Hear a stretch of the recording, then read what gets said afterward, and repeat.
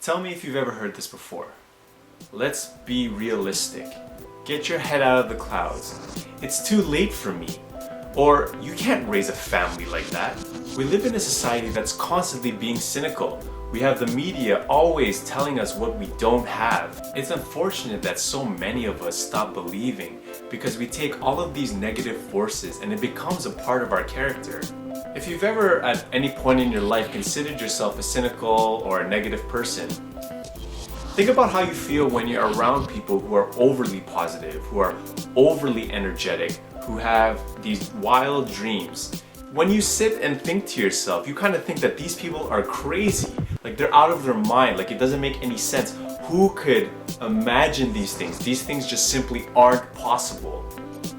And this is that negative mentality that seems to seep into our consciousness. If you have these thoughts, maybe you really need to think about where you are in your life.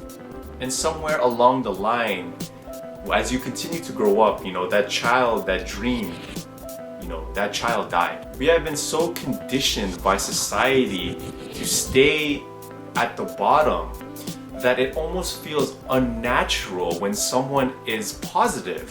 And the funny thing is, to me, we can choose which one of the sides we want to fall on, but so many of us choose the side of cynicism and negativity. And what this all really boils down to is belief. So many of us have good intentions. We want to be successful, but then we start to think to ourselves that it's too hard, that we can't do it. We don't have that inner belief in ourselves that it is possible.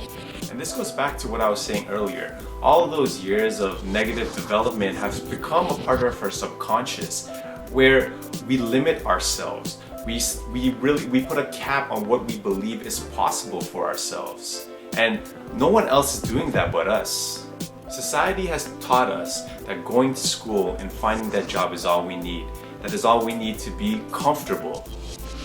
And so many of us settle into this comfort zone, to which honestly I found myself in this past year. Now, how do we develop this belief? It starts with our identity. It starts from within, as I've always said. Is our identity one of a confident, successful person, or do we identify ourselves as a negative, can't do it person, it's too hard person? We are in control of whether we create this empowering image of ourselves or this disempowering image of ourselves. Remember this, if people around you are feeding you negative ideas, remember that doesn't become your reality unless you choose it. What you tell yourself about yourself shapes your beliefs. If you consider that you are successful, confident, wealthy, your subconscious will continue to drive you to that point.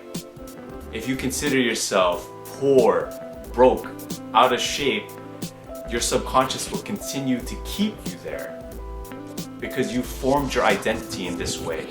For some of us, we have to undo years and years of subconscious programming. So you have to consistently believe in yourself positively to change this negative identity you've made for yourself.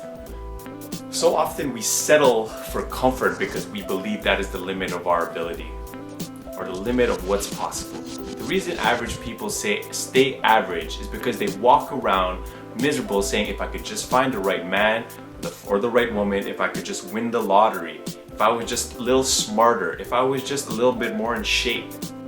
Unfortunately, life doesn't work that way. So often we catch ourselves saying it's too hard, it's too difficult. But people with supreme confidence, although it takes hard work, know that it is easy for them. They can do it. It's effortless because they have supreme confidence in their abilities. Now, if you're watching me and thinking to yourself, this stuff will never work, this is a load of crap, this is all BS, then that's precisely the problem. You have to believe it before you can achieve it. I hope this helps, guys. Peace and love.